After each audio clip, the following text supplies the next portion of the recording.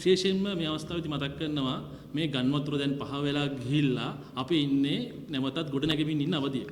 එතකොට අධිකරු ජනාධිපතිතුමා පසුගිය අවස්ථාවේදී ගන් වතුර පැවති අවස්ථාවේදී හදිස්සි නීති රෙගුලාසි ගැසට් පතකින් නිකුත් කරා. එතකොට මේ හදිස්සි නීති රෙගුලාසි අපි පැනෙව්වේ හදිස්සි නීති රෙගුලාසි පැනෙව්වේ මේ ගන් වතුර ආපදා තත්ත්වයට මුහුණ දෙන්න. හැබැයි මේ හදිස්සි නීති රෙගුලාසි ගන් වතුරට තියෙන සම්බන්ධය මොකක්ද?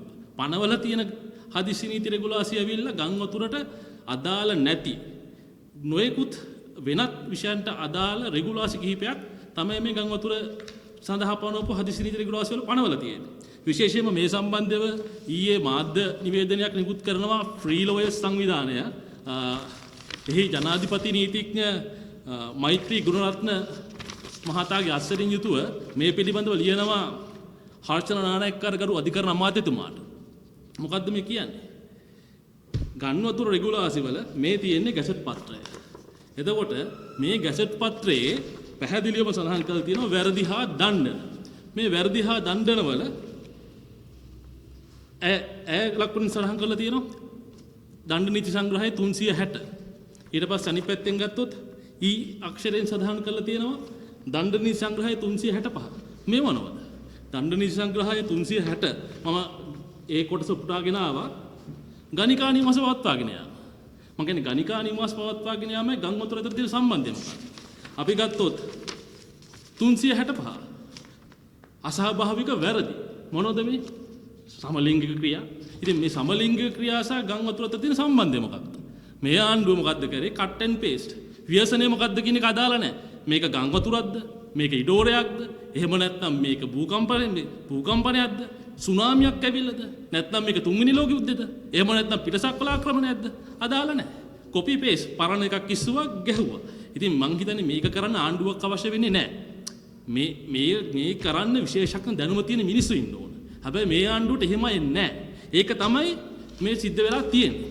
ඒ හින්දා මේවස් වහාම රෙගුලාසි ටික වෙනස් කරන්න ඕන. විශේෂයෙන්ම මේ අවස්ථාවේ ගත්තොත් අපි දන්නවා මේ ගන් වතුරත් එක්ක මහනුවර අධිකරණ සංකීර්ණයේ ගන් වතුරට යට වුණා. එතකොට රෙකෝඩ් රූම් එක ලේඛනාගාරයේ ගන් වතුරට යට වුණා. නඩු ලිපිකරු ගණනාවක් ගන් වතුරින් විනාශයටපත් වුණා. එතකොට මේ විනාශයටපත් වෙච්ච ලිපිකරු නැවත ගොඩනගන්න. ඒවට අවශ්‍ය බලය විනිසුරුවරුන්ට ලබා දිය යුතුයි. ඒකට අදාළ නීති රීති මේ රෙගුලාසි මගින් පනවන්න ඕන. ඒක පනවන්න පුළුවන් ලේසිම දේ තමයි හදිසි නීති රෙගුලාසි මගින්. මොකද හදිසි නීතිය තියෙන්නේ සාමාන්‍ය නීතියට ඉහළින්.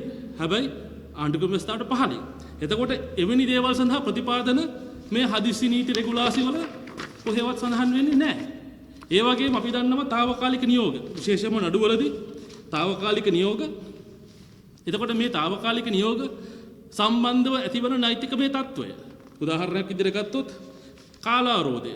සමහර වෙලාවට ගත්තොත් తాවකාලික නියෝගයකින් දීලා තියෙන දින ප්‍රමාණය දින 14ක් වෙන්න පුළුවන්. එතකොට මේ විවසනයත් එක්ක ඒ පුද්ගලයන්ට අධිකරණ ක්‍රියාවලියට සහභාගී වෙන්න බැරි වෙන්න පුළුවන්. එතකොට මේ නියෝග දීර්ඝ කිරීම සම්බන්ධව විනිසුරුවරුන්ට ලබා දෙන මාර්ගෝපදේශන මේ සම්බන්ධව තීරණයක් ගන්න විනිසුරුවරුන්ට බලය ලබා දෙන්න හදිසි නීති රෙගුලාසි උපයෝගී කර ගන්න ඕනේ. නමුත් ඒ දේවල් මේ ආණ්ඩුවෙන් කළා නැහැ. ඉතින් මේක අර ආණ්ඩුව විල බොහොම අත්දැකීම් අඩු කොහේ හරි තිවිච්ච පරණ එකක් උස්සලා කොපි පේස්ට් කිරීම හැර වෙන අලුත් දෙයක් අවශ්‍යතාවය පරිදි දෙයක් කිරීමට හැකියාවක් නැති ආණ්ඩුවක්. මම එතනින්ම මම එනවා මේ ආණ්ඩුවේ තියෙන වගවීම සම්බන්ධව ගත්තොත් පහුගිය දවස්වල අපිට නිලරාත් මහේස්ත්‍රාත්තුමා කඩුවෙල නගරාධිපතිතුමා මම හිතන්නේ ඔබ හොඳටම දන්නවා මේ මොකද්ද කිව්වේ? එතුමා නිලරාත් මහේස්ත්‍රාත් කියලා නීතිඥ වෘත්තිකයෙකුට තමන්ගේ කාමරෙන් එළියට යන්න කියලා අණ කරනවා. ඒ හින්දා මේ අවස්ථාවේ අපි සංවිධානයක් විදිහට එම නීතිඥතුමියටත් එතුමිය වෙනුවෙන් අපි පෙනී ඉන්නවා. විශේෂයෙන්ම මේක නීතිඥ ප්‍රජාවට කරපු දවැන්ත කටයුත්තක්. ඒ වගේම මේක එක්තරා ආකාරයක අධිකරණ පද්ධතියේ නිලධාරියෙක් නීතිඥවරයෙක් කියන්නේ. ඒ හින්දා මේක අපිට කරපු නීතිඥවරුන්ට කරපු දැඩි අපහාසයක්. මේ සම්බන්ධව ගන්නා ඕනෑම නීති ක්‍රියාමාර්ගයකට අපි සංවිධානයක් විදිහට සහාය ලබා දෙනවා. විශේෂයෙන්ම නිලරාත් මහේස්ත්‍රාත් කියන තනතුර මේක 1939 අංක 61 දරන නගර සභා ආඥා පනතටත් 47 අංක 29 මහනගර ආඥා පනතටත් මේක එන්නේ පරණ සුද්දන්ගේ කාලේ ඉඳන් එන නීතියක්. ඒකට මේක ඇවිල්ලා යල් පැන ගිය නමුත් වෙනස් නොකරන ලද නීතියක්. අපි පොඩ්ඩක් මේ පිළිබඳ හොයලා බැලුවා මේ සම්බන්ධව කොහේ හෝ ඉතිහාසයේවත් මේ නගරාධිපතිවරයෙක් නිලනොලත් මහේස්ත්‍රාත්වරයෙක් ලෙස කටයුතු කළා. ඒ සම්බන්ධ ඇති වෙච්ච අධිකරණයේ අර්ථ නිරූපණයක් තියනවද කියලා අපි NLR SLR හැම දෙයක්ම පරීක්ෂා කරලා බැලුවා. හැබැයි අපිට ඒකට අදාළ කිසිදු නඩු තීන්දුවක්වත් හොයාගන්න බැරි වුණා.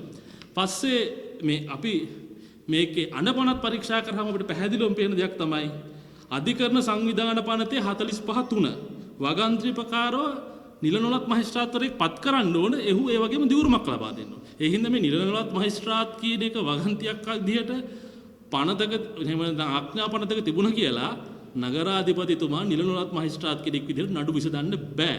ඒ හින්දා මේ රංජන් ජයලාල්ව තමයි කිව්වේ අපි ලක්ෂයක් මරලා හරි බලය තියා ගන්නවා කියලා. අනිත් පැත්තට ගත්තොත් අපිට පේන වගවීම සම්බන්ධව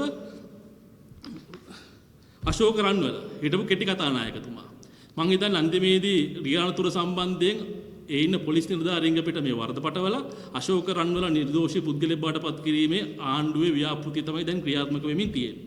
හැබැයි ජනතා විමුක්ති පෙරමුණ ඉස්සර ඉඳන් කිව්වේ මොකද්ද? මේ රටේ තියෙන පරමාදර්ශීම පක්ෂය. පරමාදර්ශීම පක්ෂය උදාහරණයකට ගත්තේ මොකද්ද? පක්ෂයේ යම් සමාජිකෙක් දැන හෝ නොදැන වැරද්දක් කරොත් පක්ෂය ඔක්කොටම කලින් ක්‍රියාමාර්ග ගන්නවා. දැන් මේ කෙටි කතානායක ආචාර උපාධිය හොරට පාවිච්චි කළා අවුරුද්දක් ගත වෙලා ඉවරයි. මේ ජනතා විමුක්ති පෙරමුණ උදාහරණයකට ගත්තේ මොකද්ද? අනුරුද්ධ පොල්ගම්පල මන්ත්‍රීතුමා. එතකොට හිටපු අනුරුද්ධ පොල්ගම්පල මන්ත්‍රීතුමා ඉවත් කළා. ඔවුන් මහ ජනතාවට කිව්වේ මොකද්ද? රටේ ජනතාව දන්නේ නැති පක්ෂයේ විතරක් දැනගෙන හිටපු වැරද්දක් අහුවෙච්ච සැනින් මන්ත්‍රීවරයා මන්ත්‍රී දුරින් ඉවත් කරා කියලා.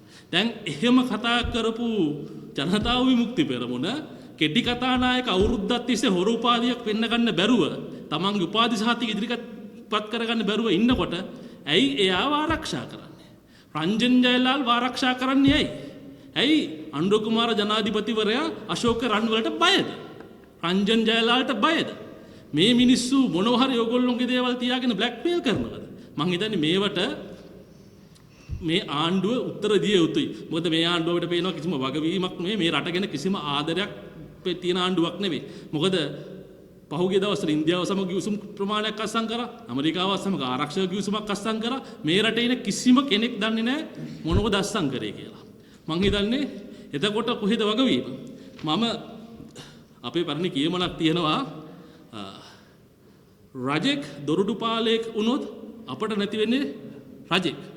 හැබැයි දොරටු පාලෙක් රජෙක් වුණොත් අපට නැති වෙන්නේ රටක්.